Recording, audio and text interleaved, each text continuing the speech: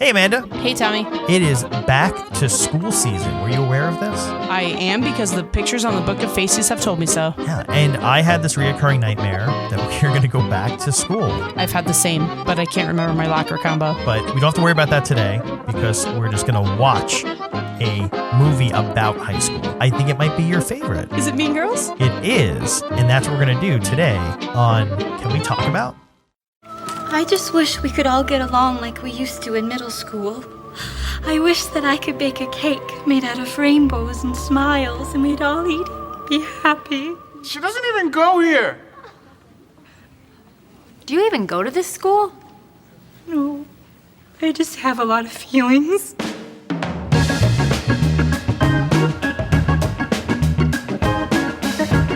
Can we talk about Mean Girls? Absolutely, we can. It's back to school season, so I figured it's a good time to find a good, back to school movie.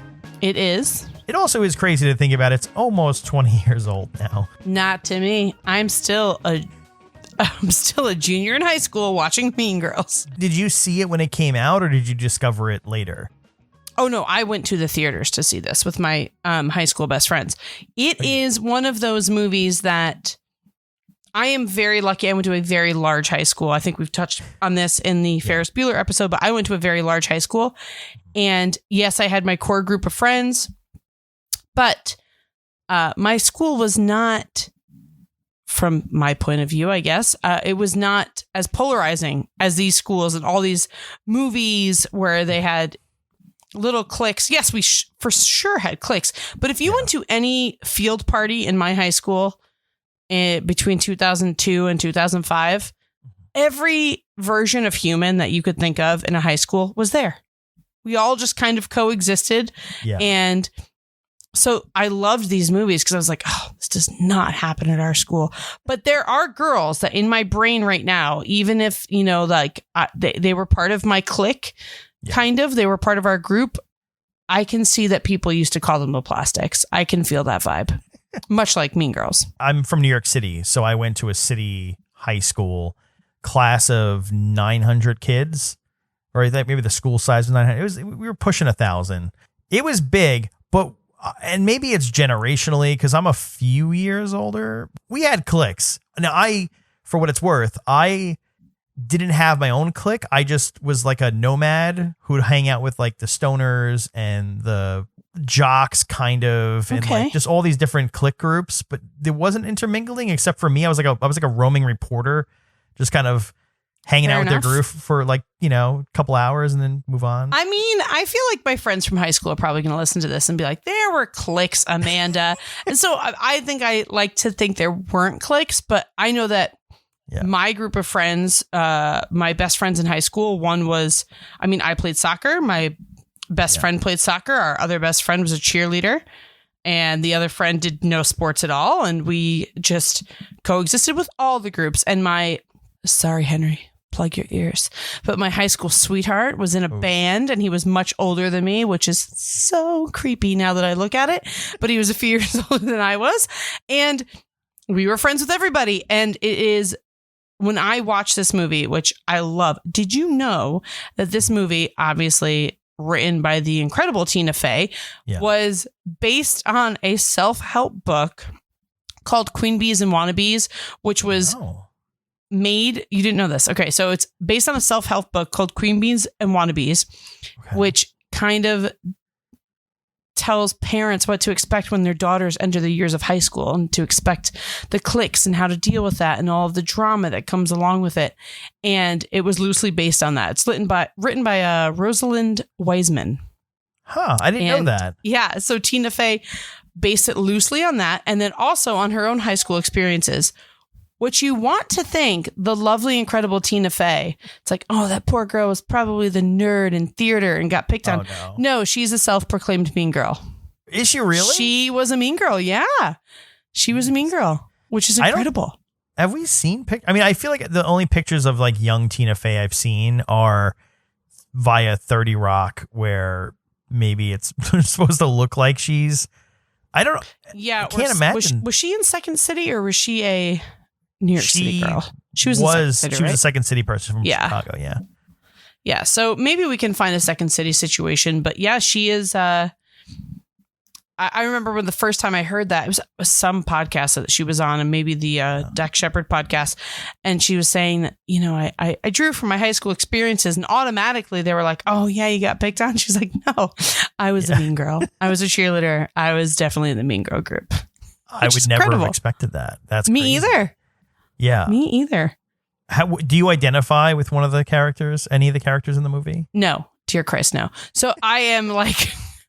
No, and I mean, there was, not to shout out the group in my high school, but there was a time in the 9th grade, there were these, I lived in an area of New York State where there were a bunch of different middle schools that would meld into one high school, right? So the side of the middle school situation I was on, a lot of farmers.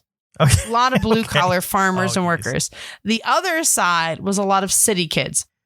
So they kind of melded together. So I remember when we got into the 9th grade, there were these groups and they were called like the Hot Tamales. My high school friends are going to be pissing their pants listening to this. And I remember we were like, what the hell are the Hot Tamales? And they were these super hot girls who I've become quite lovely friends with in high school and then as an adult. But I remember we were just not those girls. We were like, what are they doing? Like the way to win a guy over is to like kick his ass on the soccer field. What are they doing? They had their own dance and their own AOL Instant Messenger, like, signages that they would do on their away messages, which was very cool, people, by the way. And I remember that I just did not, watching this again, like I said, this was not a real life thing for our school, but I can see it. How about you guys? I mean, we had our cliques. It's kind of funny because the more I think about it, I'm like, I don't know if my high school experience is based off of movies or like, did movies influence my high school experience or were movies made based on the high school experience, which is what I had. So you had the jocks, you had like the goth kids and the stoners, and which typically mingled together. There were those groups, but I never wanted to associate myself with a single group. Maybe I have committal issues. Maybe that's what it comes down to. Maybe. But we very clearly had those groups. Yeah. Okay. So, I mean, we did too. But one thing that like I have always loved about this movie is it's set in a tiny high school in Illinois, in a town called Evanston, Illinois. That to me is the best part because this is just one high school. It's not a high school in LA. It's not a Beverly Hills high school. It's not Sweet Valley High. It's not, Gossip Girl at a private school in Manhattan. This is set in Illinois, and it just goes to show the tiny town nuances of like when you grow up in those small towns, and I'm sure there's people listening that grew up in small towns that are like, you don't understand. Like the Regina George was the end all be all. You didn't know there was a world outside of Regina George in Evanston, Illinois. I think that's the best part of this movie. And I mean, another fun fact that I learned doing my homework, Lindsay Lohan was originally cast to be Regina George. She was blowing up in the movie world, and she thought that playing a villain would really hurt her image. Huh. She didn't really. Didn't really look out so good for her. I don't know if I can see her from the other side because I don't know. Like Rachel McAdams does. There's a lot of other people I could have seen playing Rachel McAdams' role. So many people auditioned for it. Have you read that? It was wild. No. People. Blake, I think so many people auditioned for that part. Yeah. But I know that the wild part is Amy Poehler, who was Tina Fey's best friend. Obviously, she wanted to get Tina Fey wanted to get Amy Poehler apart. Yeah. She plays Regina George / Rachel McAdams' mom. She's only 7 years older than Rachel McAdams in the movie, like in life. She's 7 years older and she plays her mother. And Rachel McAdams is like almost 10 years older than Lindsay Lohan and plays a high school student. Yeah. Which is incredible. Playing kids. Well, going back to what you were saying too, like the high school setting and everything, right? Which apparently it was set in Illinois, but it was shot in Toronto, right? Mm-hmm. Did you have growing up, like when you'd watch all these movies, did you have like high school envy? Did you ever see the movie Orange County? Yeah. With Colin Hanks, right? Colin Hanks. And it's like that era of movies where it was like, to me, that's what an indie film was. Yeah. It was that age. I was like, oh, an indie film. I really like indie films. Yeah. But I remember like, because obviously it's all based in like, Orange County, California. But I remember like watching that and be like, why don't we have a high school where we can like walk outside between classes? Like I went to New York City high school. It was prison. Like it was very same clearly in prison. Upstate New York. Yeah. It was the same. You watch movies like this and like the campus is like, oh, everyone's just, like just stop at your locker. We weren't allowed to have lockers. That's a good place to keep weapons. You're not allowed to have You didn't have lockers? Oh, we had lockers. No. I still have reoccurring nightmares that I don't. I'm a full grown adult that has to go back to high school for some situation, and I cannot remember and or find the combination to my locker. Which is insane. My reoccurring nightmare is similar. It's just that they called me and be like, yeah, we thought you graduated, but you didn't actually graduate. Oh, I've had that one. I've had that one where like I had already graduated and then went back a year and just like never did my work or went to class. And it's the end of the year. And it's like, how am I going to graduate? You already graduated. You're 35. Yeah.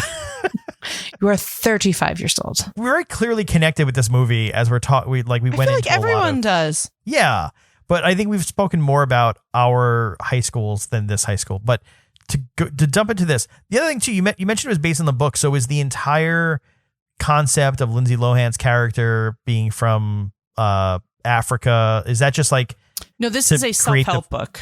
Okay, so yeah. This book is a nonfiction, probably disastrous after school movie special. I've obviously never read the book, but I can't imagine that it's based on that, which I, like you were just about to touch on. I love that Lindsay Lohan comes in as this beautifully cultured girl whose family just was in Africa doing these wonderful archaeological things. And then she turns into a quote unquote plastic at high school once she kind of takes over Regina George's spot and humiliates her. But I love the premise that she comes in so fresh and kind of like poor little Lindsay Lohan came into the biz so fresh from Parent Trap. She ended up, she's badass now, but she had a rough go of things.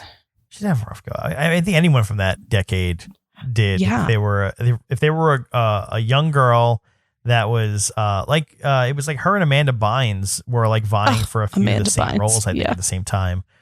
Agreed. Poor Amanda Bynes. But yeah, the thing is, the thing that strikes me at this movie, I didn't see it for a couple of years. I was way behind on it. And then I was like, really? This seems like it's like a teen girl movie. Why would I want to see this? I definitely Incorrect. Yeah, I know. I judged the book by its cover. I did the wrong thing. But I will say and this is where like Tina Fey shines through. The comedy that's injected in it is great. Aside from like just like the little like she doesn't even go here, like that kind of stuff. Like just the "You Go Glen Coco" line was completely not supposed to happen. The actual Glen Coco. The actor Glen Coco auditioned for a part, did not get it, somehow wandered back onto set and was there. And the director was like, hey, since you're here, could you be in the scene? And the whole "You Go Glen Coco" line was completely improv from that situation. It's like one of the best lines in the whole movie. I say it all the time in situations that does not warrant. But that's the thing. This movie is so quotable. There are so many quotes from this movie in general. There's one of my favorites is, she doesn't even go here. You go Glen Coco. There's that. October 3rd. October 3rd is the day of Mean Girl. We should have released this podcast on October 3rd.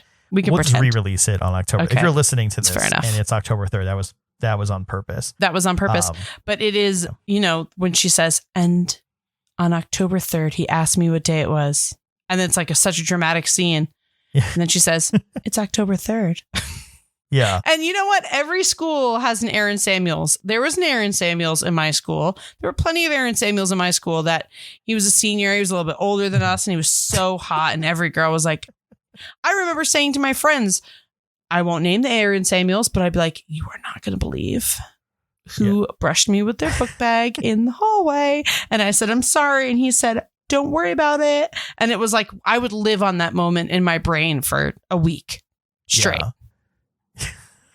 Probably something you can't associate with. No, but maybe there was a Regina George at your school. Yeah, we had the female equivalents, which is funny because where I grew up, and I doubt they would hear this, but in my school, more than one, in fact, several, girls I went to high school have been on reality television shows, including the Jersey Shore. Like that's incredible. So, which is really funny. It's which thanks to that, right? It's really fun to like look at, pull out my high school yearbook and be like, all right, let's skip over my picture, but do you want to see the girl from Jersey Shore who quit after the first season? Like to go through and show people who were like, oh, you want to see who has like a show on some third Discovery Channel? There's a bunch. Yeah, we definitely had, and there was definitely that echelon, especially from like a guy's perspective, like, oh, they were definitely the female equivalents of Aaron Samuels. I mean, we definitely had both, I'm sure. But I know that most people watching it, despite your high school experience, you had an Aaron Samuels, you had a Regina George, you just had those people that you were, despite who you were, you could have been the Regina George, not realize you're the Regina George or the Aaron Samuels. But to me, the characters that make this book / movie situation is Janice and Damien. Janice Ian and Damien are quite possibly the most hilarious. I mean, the comedy written into their characters. Also, we can't not mention Tim Meadows, who plays the principal. Oh, yeah. It's incredible. He had an actual broken hand in this movie. And Tina Fey was like, I'm going to just give you a hilarious and really embarrassing backstory that you have carpal tunnel. Yeah. It's like the most boring old person situation. Yeah. And he's so goddamn funny in this movie. Yeah. And it is truly perfect because you're like, oh my God, schools would not function like that. Yeah. There are plenty of schools, I'm sure, where people were watching this. They're like, oh my God, this is just like my high school. Like the kids ran the show. Yeah. And that was the thing. That's the thing. You look at some like, especially the movies out of like the 80s and stuff, and it's just like, the authority figures are running the show and they have it all together. It's like, no, like they don't have it all together. And that's the thing too, is like, even that stuff, right? Even, the backstory to why he has a broken hand and all that. Like, there's the punch ups to like, you can almost see, here's the basic story, here's it as written. And then there are like the little punch up jokes or things thrown in there. They're so good.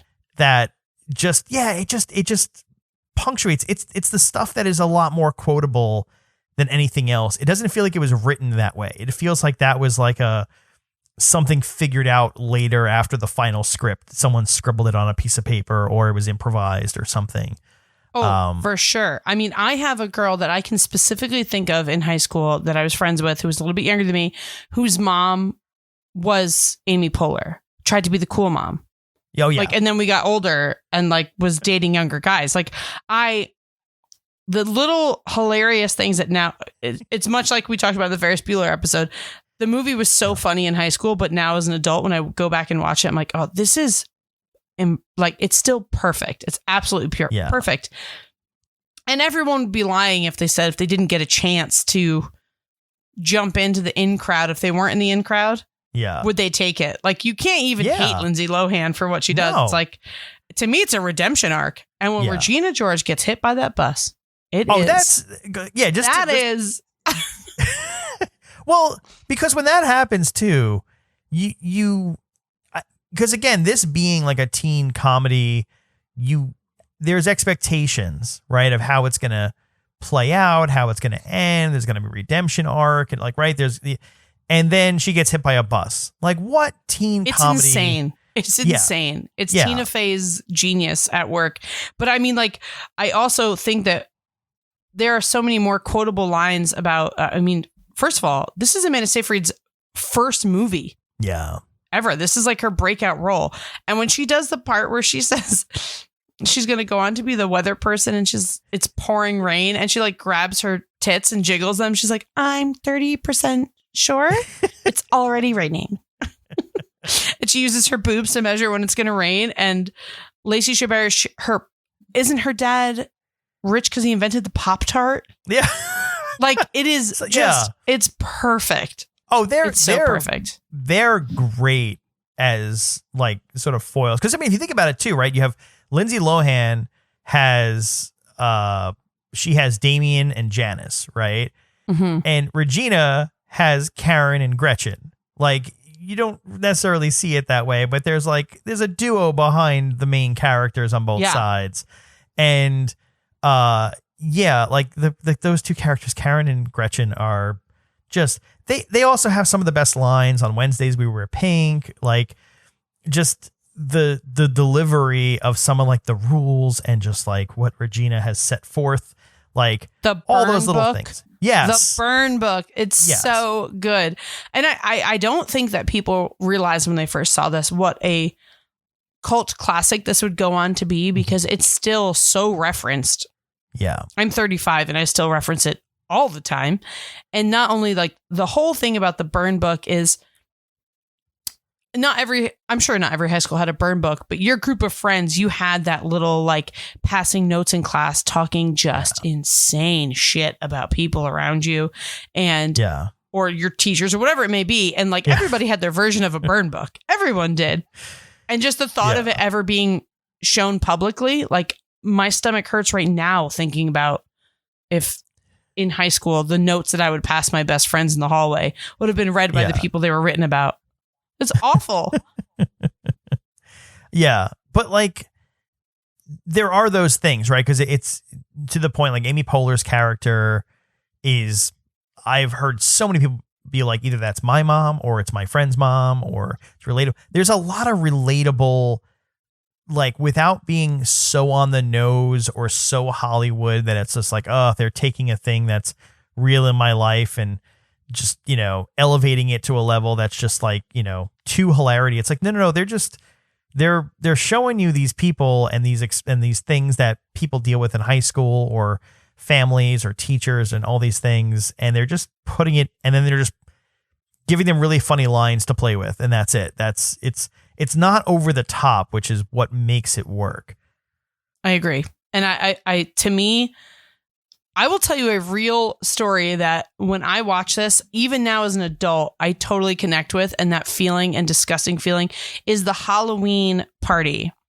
Yeah. When the super hot smoke show girls dressed in slutty, hot costumes, and no slut shaming here, sister, but like the Playboy bunnies. Yeah. And then you had the friends that dressed in nerdy, funny, punny costumes. And I was that person. And don't get me wrong, I've had plenty of nights where I've been on the Halloween trail of the Playboy bunny, but I will never forget my best friend from high school and I went to a club, and we knew that everyone there, all the girls, were going to be so hot and naked all night long. And we were like, what should we wear? And we were like, we want to get blackout drunk tonight. And we cannot do that if we have to worry about our nether regions falling out left and right. So we dressed as nerds, not like cute nerds where like you have freckles and glasses with tape.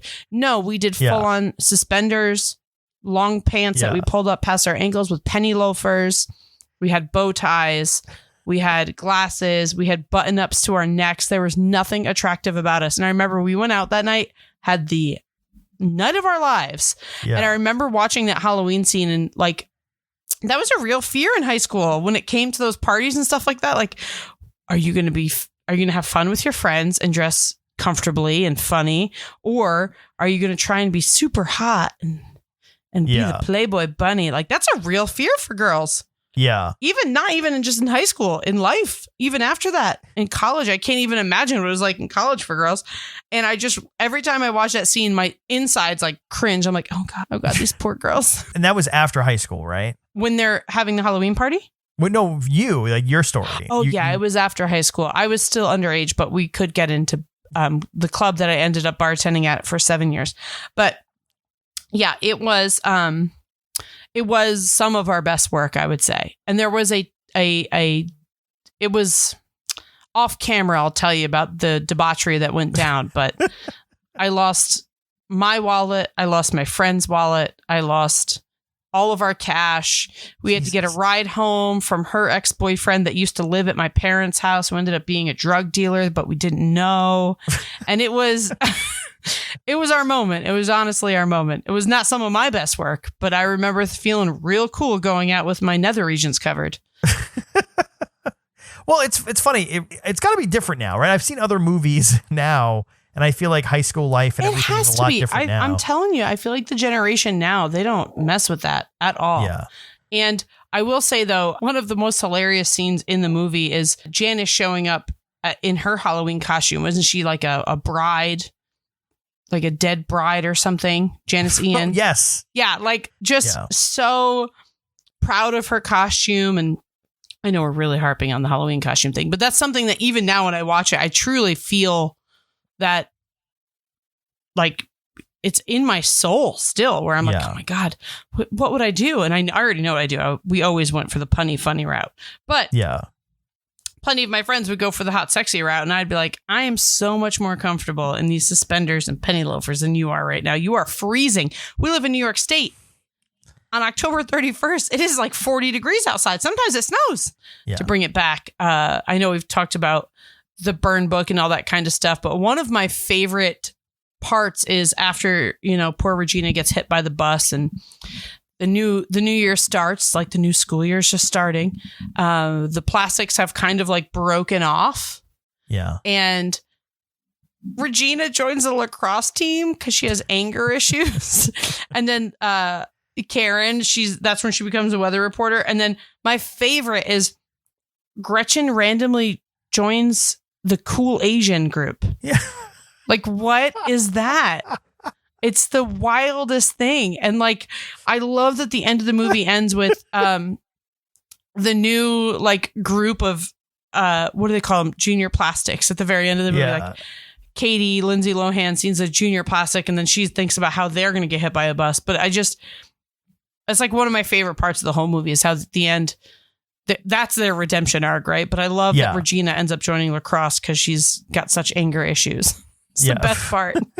This angry lacrosse player. Yeah. Well, that's the thing going to that too, right? Like when they show like the junior plastics again, because I know Hollywood's Hollywood, I'm just like, oh no, please don't let this try to set up like which I think actually sort of happened, right? Like where they're just like, Mean Girls 2 with like the junior plastics, just don't, if you're writing for Hollywood, please don't set up sequels and potential spin-offs at the end of your movie. It's asking for trouble. There's going to be a direct-to-DVD spin-off or direct-to-streaming now spin-off that no one's going to care. No one's going to want to exist. Don't do that. It's one of those things that I feel like certain movies and shows, people become like I said, they're cult favorites. Like to me, I couldn't watch that. But I will say, to further this conversation, I love that Mean Girls went on to be a Broadway musical. A very successful Broadway musical. Yeah. Yeah. I was going to say, I have seen, and I have a funny story about it too, but I've seen the Legally Blonde musical. I have not seen the Mean Girls musical. I have not either, but I did know a gentleman who worked at the distillery during COVID that I work at because Mean Girls obviously was shut down, but he was part of their set. He built their sets for Mean Girls. And it is one of those things I would love to see, obviously, but there are so many characters that I feel like this through a musical to me is probably almost better than the book.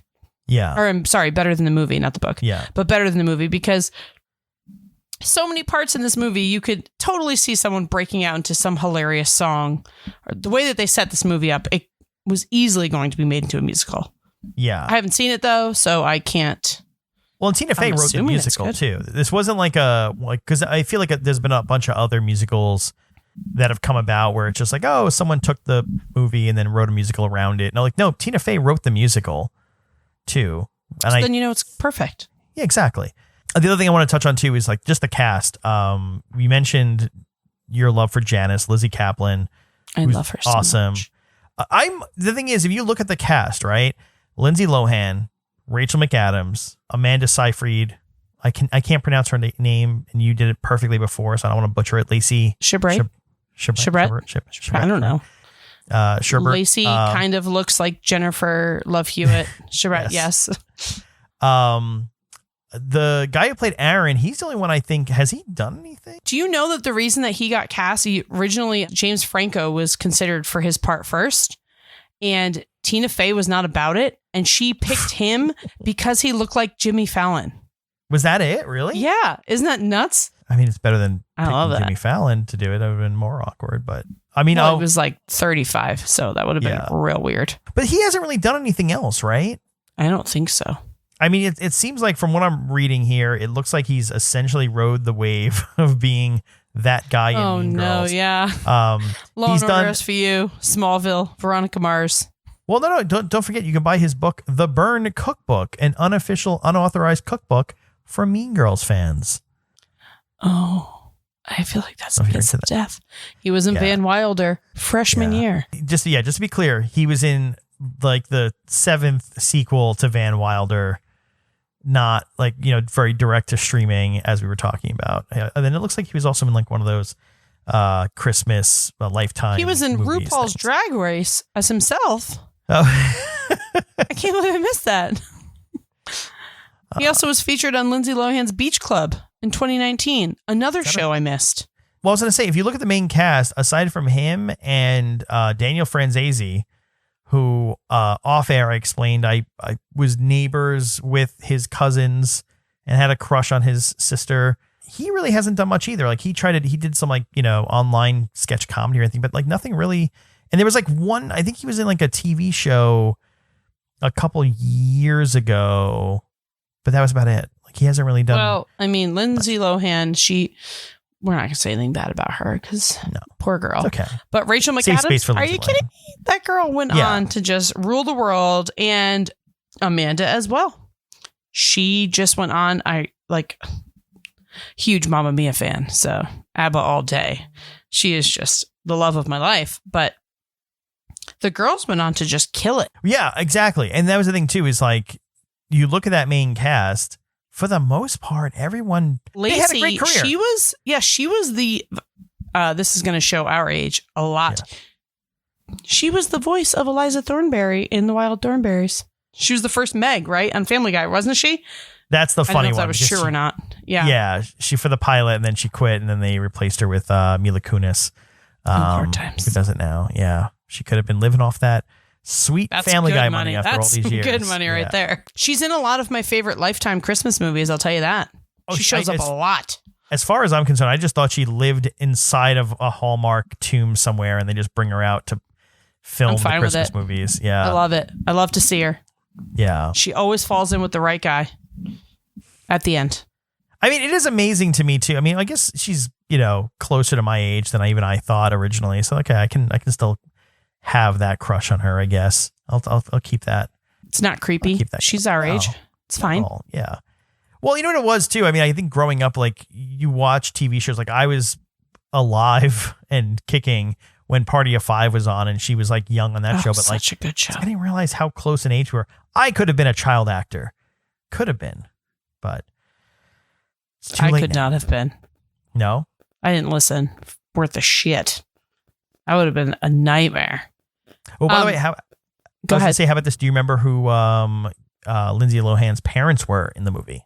No. I actually saw a TikTok today about that. I was looking up fun facts, and they said who their names were, but I don't remember who they were. Okay, so Anna Gasteyer was her mom from SNL. Son of a bee sting, you're remember right. who the dad was? No, I don't.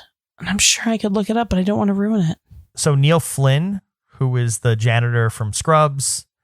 Oh, man, you're right. Chip. Yeah. That was his name, right? Her dad's name was Chip. Was it? I don't know. That's what Wikipedia is telling me. Chip Heron. I mean, it was a great cast. It was cast really well. I think they definitely dodged a bullet by not having James Franco play Aaron Samuels. Yeah. I don't think it would have aged as well.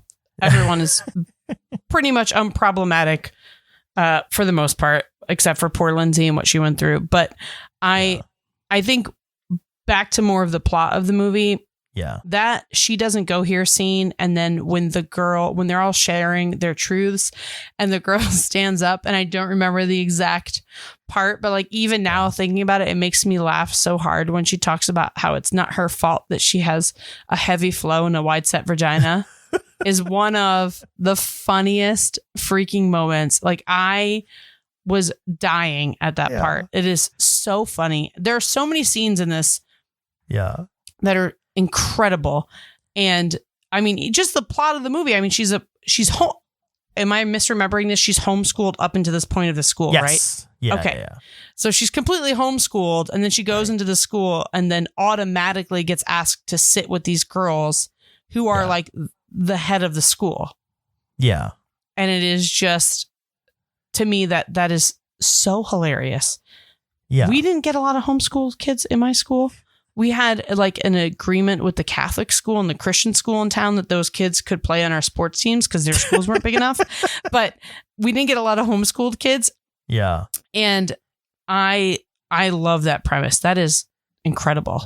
We'll take them for sports, but that's it. Yeah, exactly. But The whole she doesn't even go here scene too. What I love about that too is the fact it's just the subtlety of like, because it's just the girls in the school, right? They just have all the girls in the school like solve their problems, like, and Damien, well, he's one of the girls. With the hoodie so, and like, the glasses. with the hoodies is hiding. Like he's like, I'm staying here. This is where I belong. But, This like, is where he the has to do tea it is kinda being spilled. incognito. I will be staying. Yeah. Yeah, I love one of my favorite parts is the fact that he's just like, no, this is where I belong, but he has to do it incognito with his sunglasses and his hoodie, and just no one noticed me.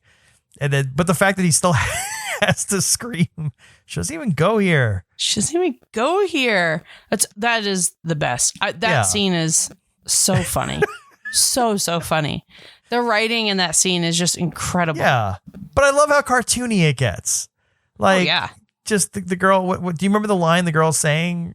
Oh, get up there. It's the girl. Is it the girl that says that who would want a cake filled with rainbows and smiles? Yes. Poor crying girl. Yeah. Poor girl. I love that. I love it so much. But the movie definitely holds up too.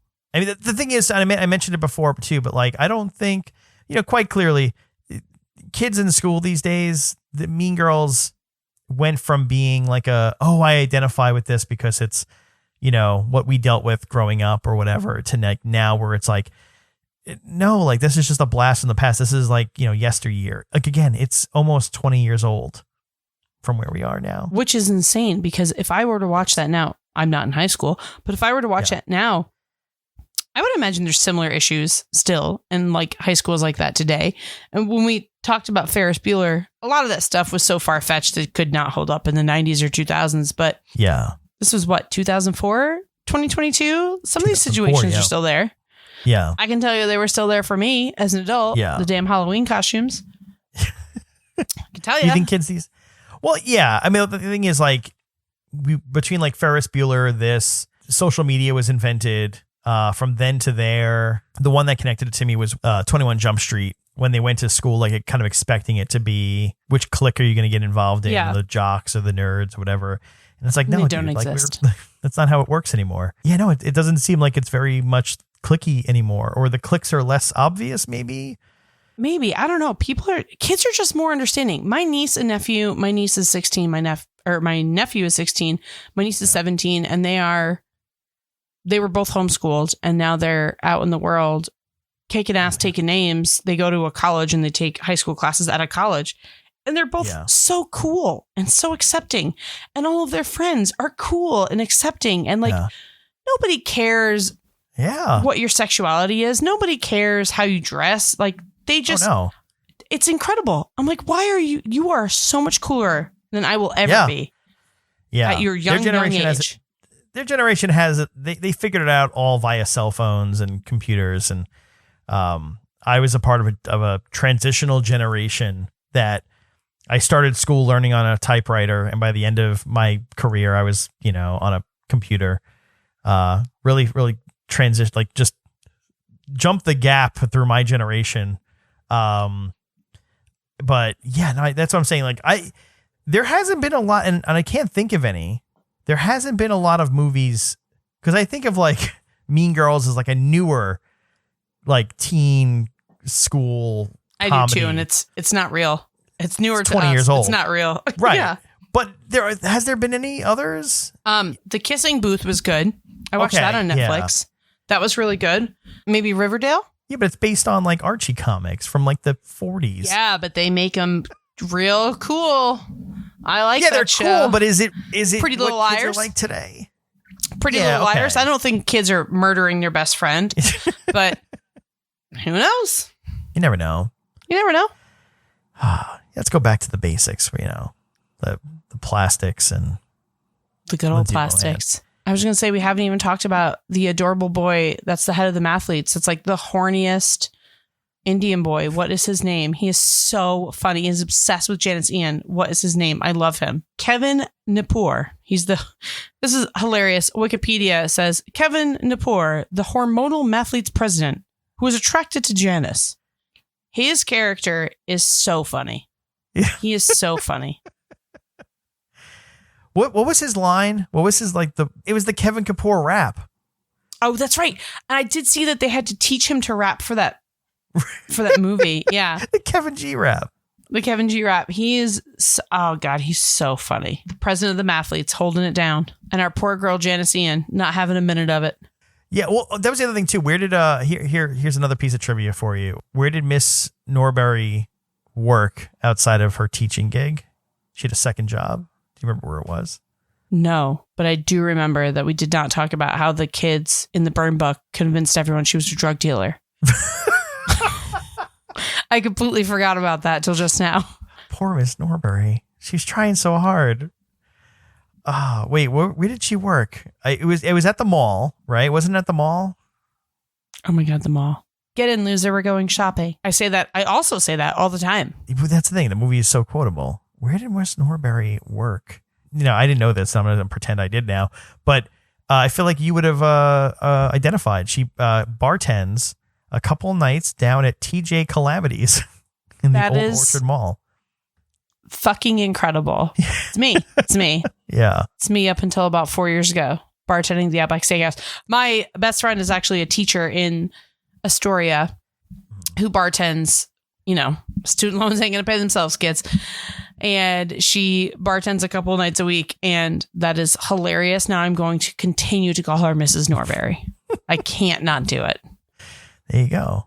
Also, let's just, standing ovation for Tina Fey in that movie too. Like, it's Tina Fey, and she's incredible, and she's hilarious.